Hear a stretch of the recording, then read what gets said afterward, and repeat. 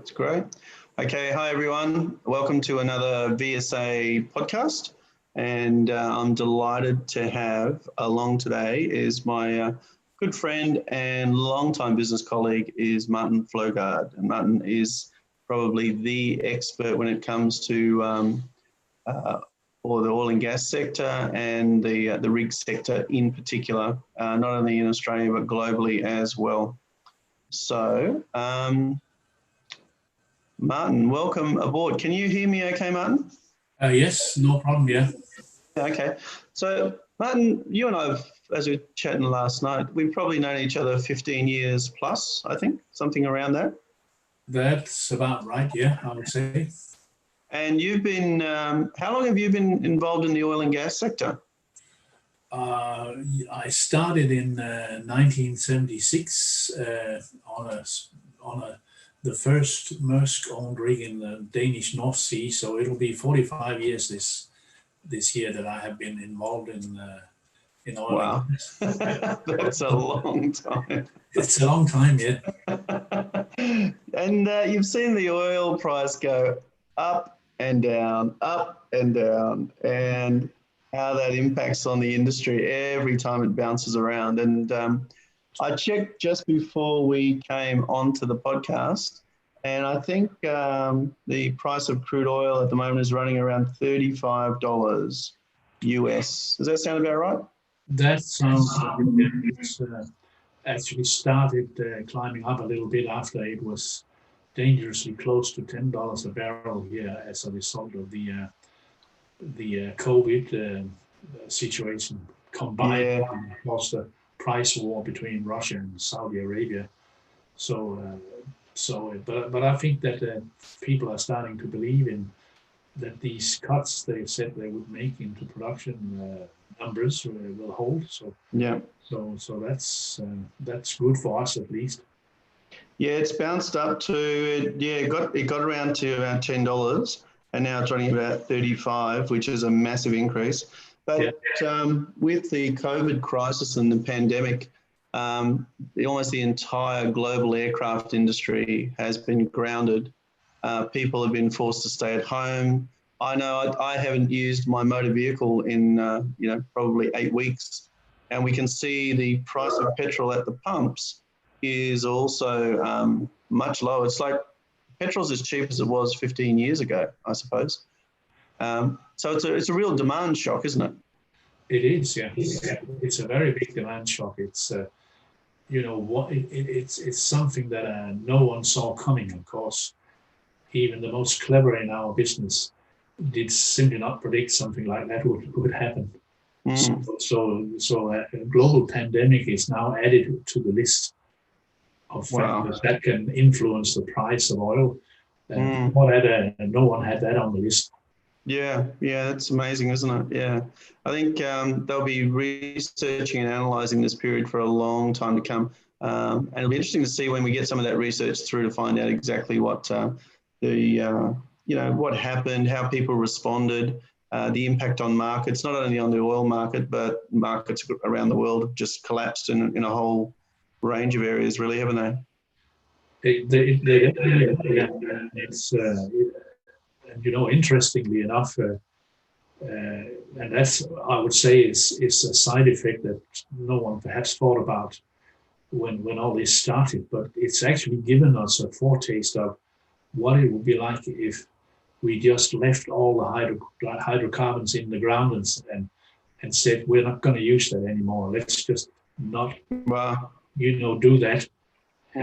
This here has certainly given us an idea of the pain and suffering we would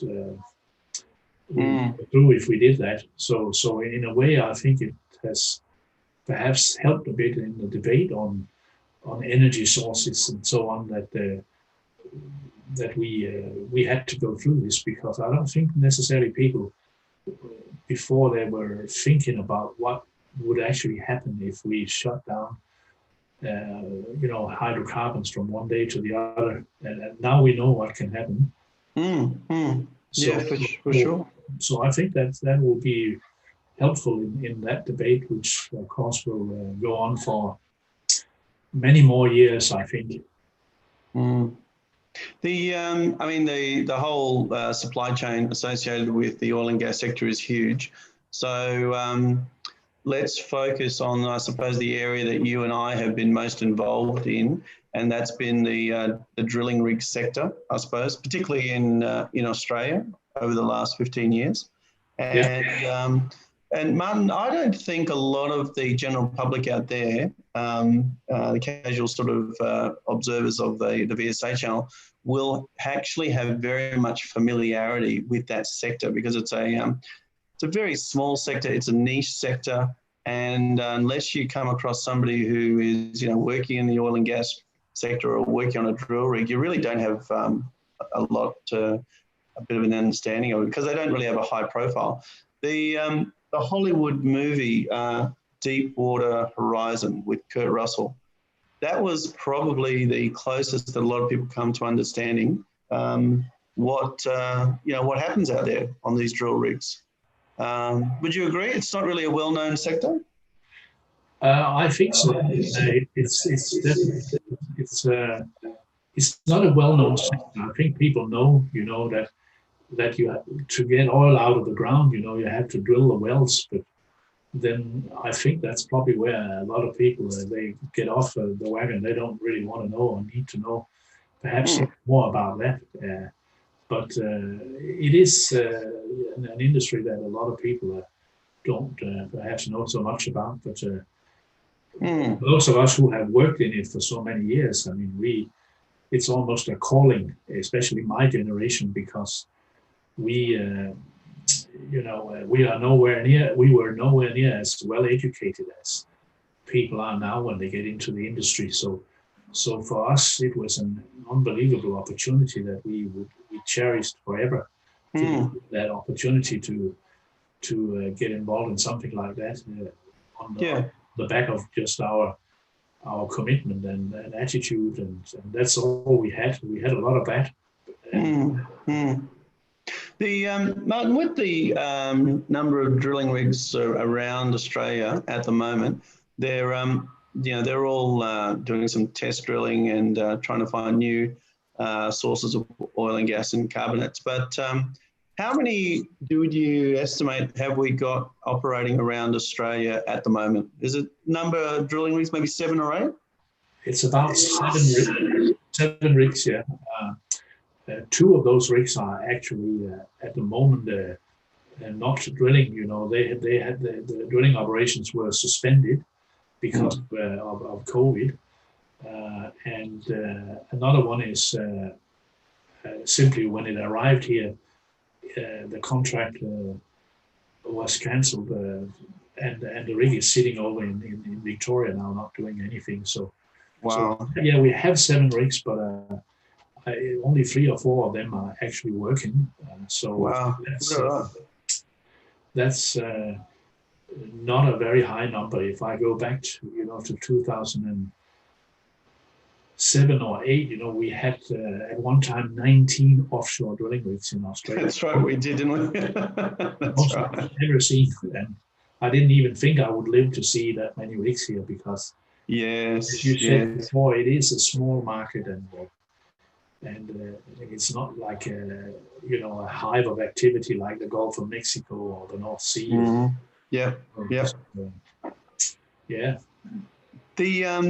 Now, from an immigration perspective, Visa Solutions has done a lot of immigration work for the drilling rig sector, and I think it's fair to say that most of the drilling rigs are owned and operated by American companies and maybe some European companies, but none of them are Australian companies. Is that correct?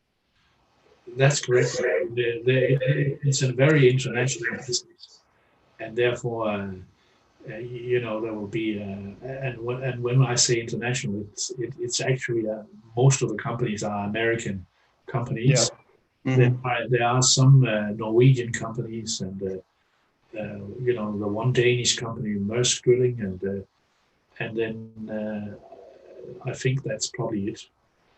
So it's very, very dominated by American companies. Right. I think a lot of policymakers, particularly, and we get asked this question by the Department of Immigration a lot, is that why is an Australian company doing the owning and operating drill rigs? Is that do you have a reason why there isn't an Australian operator for? Because a lot of the resources are obviously owned by Australian companies, Woodside, some of those other companies, but the drilling rigs are and the drilling companies are all international. Why isn't Australia a participant with in the drilling rig sector? Well, I think it's simply just the way the industry developed. It developed from it all started in the United States, and then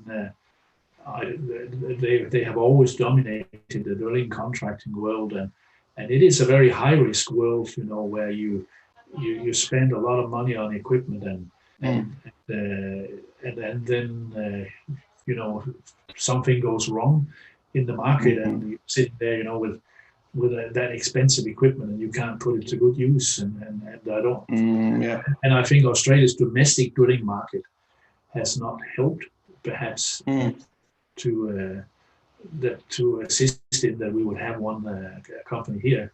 So I don't think we ever will have, but that's something that might be wrong. Hopefully, I'm wrong. Yeah. The other question, Martin, that we get asked a lot is you and I are currently talking about offshore deepwater drilling rigs. We're not talking about land-based drilling, which is associated with the mining sector. A lot of people, I think, wouldn't understand that distinction. So can you give us a little bit of an explanation? We're not talking about the land-based operations, are we? We're talking about offshore deepwater drilling. That's correct. And when we talk land drilling, onshore drilling, then there are Australian drilling contractors. There are a couple over in Queensland that I know of, and for sure, yes, that's a different matter because it's a much smaller investment and less risk and all these things, you know. So that has you know, made more sense for Australian investors to get into that part of it. Offshore, and especially deep water offshore, that's definitely not a game for the faint-hearted. As you can see now, there was a building boom that started when the oil price went up in 2008, and there's hundreds of very, very expensive new rigs sitting around the world not doing anything, and it is having an effect on the viability, I think, of drilling contractors. You know, if it goes on for much longer. And just to give our audience an idea of who are the participants, and I know you represent the IADC. Is that correct? International Association of Drilling Contractors. That's correct. Yes, I'm the local representative here in Australasia. Yeah. So they are. If your question goes around on who is here in Australia drilling contractors, is that what you wanted to know? I was gonna ask you, Martin, who are for the people who are not sure of this industry, who would you say are the top 6 global companies in this offshore deepwater drilling sector? Yeah, well, that's a good question. There are certainly Transocean would be one, because Transocean is actually divested themselves of all their jackup rigs a few years ago. So they are definitely one of the big ones. And then we have a Valaris, which is a company that's come together of Rowan Drilling and Atwood Drilling and Ensco Drilling, you know, all 3 drilling contractors that became one company. They also have a fairly large deep water fleet. Seadrill, which is a Norwegian company, would have to be on that list. Yeah, the numbers. And I think also, I think Maersk Drilling, they also have gone into the deep water drilling market and have quite a few units. But to give you an exact the exact names of the top 6, I could probably not do that off the top of my head. Yeah, right. Okay. So it is a fairly small, concentrated industry, really, isn't it, globally? It is, yeah. It's very international, and therefore, of course, the crews, they have the key personnel on a drilling rig, which you will know about through your VSA activities. They are very, very, they are simply needed to travel around the world, and so the industry depend on a lot on that you can get your international staff in and out of various countries. And it's generally not a problem, really, because most countries do not have a lot of homegrown talent in this particular field that the immigration department, for example, could say you should use. And there are also many Australians who actually prefer not to work here, who have the skills and they've worked many years in the industry. So they won't come here, and that's just the way it is here. Yeah. The I think the perception, particularly from the Hollywood movie, I suppose, but also from what we've seen, is that this is a highly skilled sector. The operations can be quite dangerous. There's a lot of very mobile, international, highly skilled workforce that will go to wherever the drilling is happening. And quite often, to get out to these rigs, you are involved in. They require, helicopters, mobile transport. They're not. It's not an easy operation to run and to maintain your staffing. But how is all of that being affected by let's say, the travel bans because of COVID-19? So Australia's got travel bans that are locking down the borders. How's that affected the drilling industry, do you think? Well, the drilling industry definitely depend on the mobility of the crews, and I would.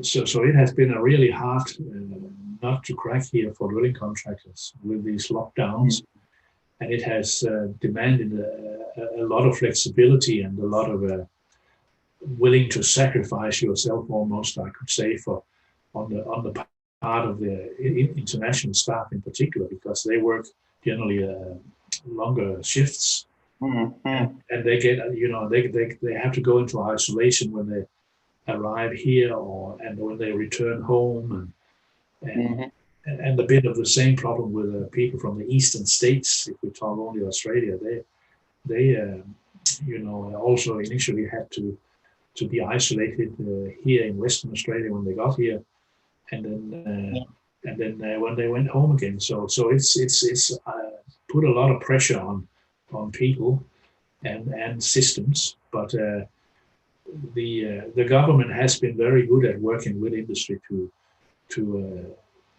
assist in minimizing that, and allowed the drilling industry to skip some of these isolation requirements, simply because it's so well organized and it looks so well after people that the government has a trust in that we will do the right thing in the industry, and I think that's no surprise to me, because I think the drilling industry always tries its very, very best to do everything right. So I'm not surprised at that, but it has been, as I said, testing times. But we also know that, and that's what keeps people going that works in the industry, that this is only a temporary situation we're in, because the age of hydrocarbons is not over by any means. It will come back again, and it return to a normal situation. So I think people are strongly motivated by the fact that they know it's not going to last forever, and people are generally very flexible, and there's a certain toughness in many of these guys. They know and expect, sometimes to be called upon going beyond what most other people would do. Yep. The 14-day quarantine period, that's definitely been a problem. So for a lot of clients, as they fly in, they've got to do the mandatory 14 days. And then presumably when they go back to their home country, they'll need to do another 14 days, possibly in the US. That's effectively a month out of their contract. For senior personnel, that's a difficult issue for a lot of these companies, isn't it? It is, yeah, because if everything works like it should, the international staffers come down here, work 28 days, and go home for 28 days on R&R. But now they've got those 2 times 14 days added on, so they're going away from home, or they're away from home for 2 months before they can have their month off. And of course, that uneven rotation that is created by this means then that you have to come up with a crew change where you can take account of that guy he's maybe not going back again to the same rig. Perhaps maybe he goes to another rig. Okay. And when he should have returned normally, well, then he can't return normally at the time he would, because he's been isolated. So that throws everything into a bit of turmoil, and it requires a lot of crew planning, which of course I think most companies are on top of that nowadays, because they've been doing it now for a few months, and I think it works well, but it was definitely very difficult in the beginning. How many of these skills, Martin, are available from the Australian labour market? Because one of the things that we saw in April, and I think we'll see it in May when the unemployment figures come out, is that we'll see another massive jump in domestic unemployment in Australia. Yeah. And so, a lot of policymakers in Canberra will be wanting to see as many of these Australians placed in different sectors as possible. Yeah. In terms of the usable skills, talking about the deepwater drilling sector, how many of these skills are available from the local Australian market in your view? There would definitely be an availability of what you could call a junior crews, which is the lower ranks in the system on a drilling rig. But as soon as you get into the very technical positions, for example, electronic technicians or hydraulic mechanics or electricians, drillers and those kind of people, then it's a bit of a different story. And I know sometimes the government thinks that an electrician is an electrician, but yes, I do. But on a drilling rig, you really got to have someone, working with these things that knows what he's doing. Yeah, you do. So and it takes a long time to train somebody up to do it. So I think the division goes between the more unskilled positions. There's no problem there. Yeah. As soon as we get up to the others, then it is definitely harder to just pick somebody off the street. I don't think anybody would do that. But you would probably also know that from your business what the problems are that you are faced with. That's right. The risk of something going wrong on a platform is extremely high, and when something does go wrong, I'm not going back to the Deepwater Horizon sort of Hollywood scenario. That was pretty serious, but that was actually based on a true event of what happened in the Gulf of Mexico. And Australia's been very fortunate. We haven't really had any of those. The only thing I can think of was possibly the Montara that was an issue a few years ago. But aside from that, I think Australia's had a very good safety record. But if you don't have the right skilled people to man these rigs, I think the risk something going wrong is much higher. Would you agree? Or I think so, yeah. And whole I think incident with the rig in the Mexican Gulf that you just mentioned from the movie is definitely a case in point, because of course there were several things that went wrong there, as you know if you've seen the movie. what? Just give us a thumbnail sketch, Martin, for people who maybe haven't seen it. That they were drilling in the Gulf of Mexico. What went wrong? Just quickly. Well, it was a well-control problems, and to put it very simply, you have to control the pressure in the well.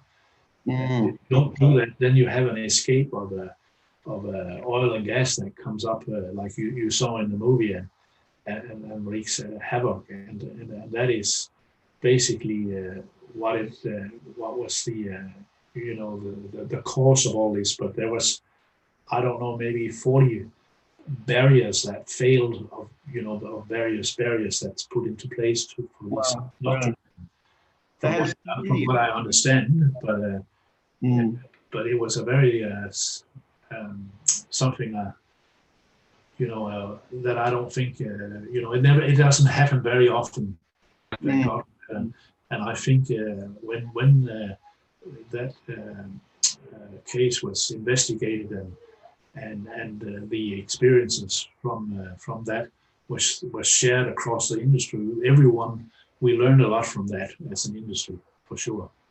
Yeah, because the environmental consequences of that going wrong is just massive. But going back to Australia's own history, the only one I can think of is Montara. You're probably aware of more, but that was when that caught on fire. It took a long time to bring that under control, wasn't it? It took months, literally.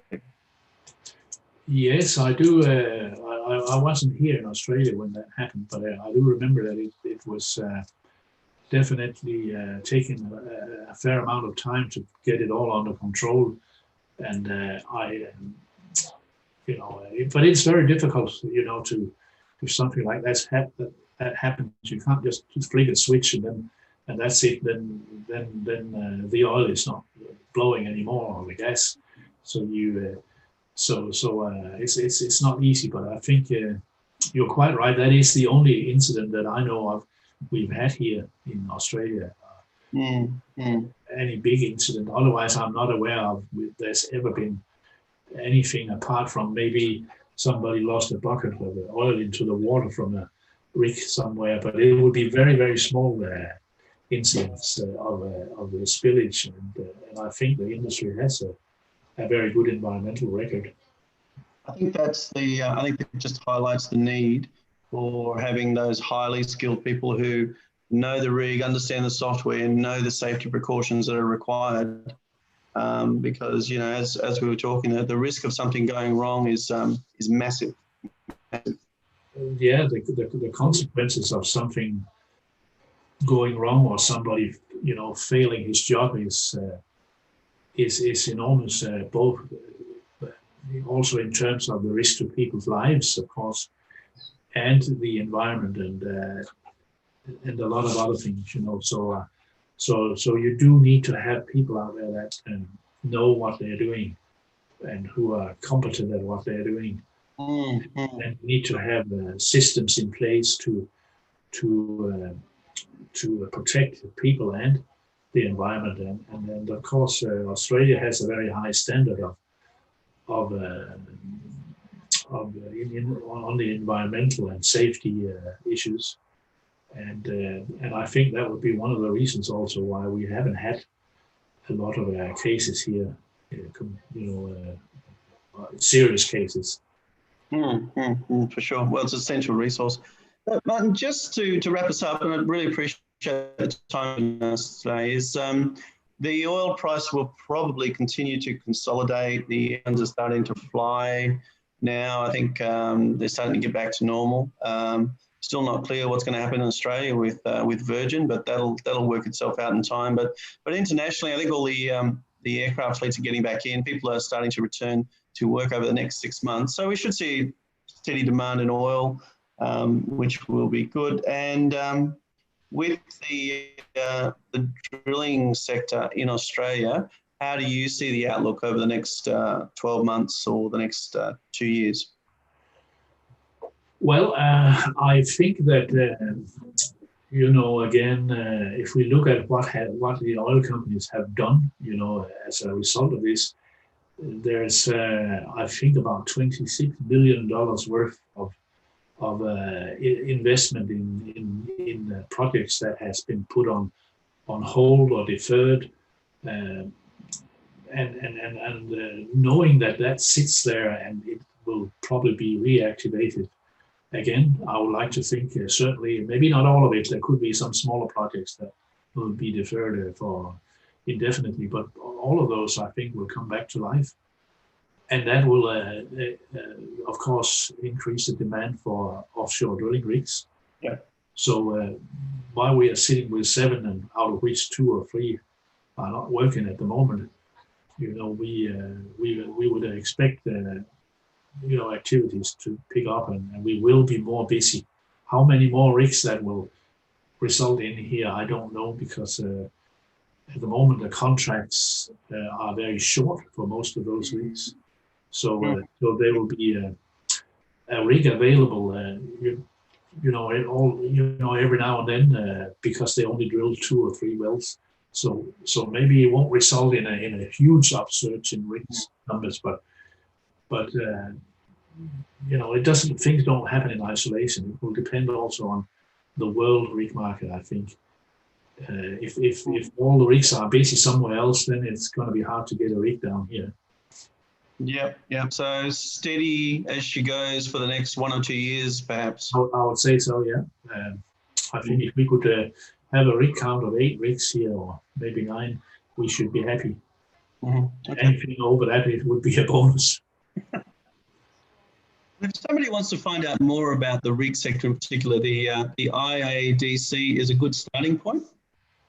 It is, yeah. It's a very good starting point, and there is a website there that's called Drilling Matters. It's drilling.matters.org, which is an IADC website. It's full of material about how educational material on how a drilling rig works and what are the people that are out there, and all this sort of thing. And it's all explained in layman's terms, easy to digest, and a very good educational tool if you want to know more. Yeah, awesome. Okay. All right, Martin, I'm going to wrap up the live streaming now. So thank you very much for your time. I really appreciate it.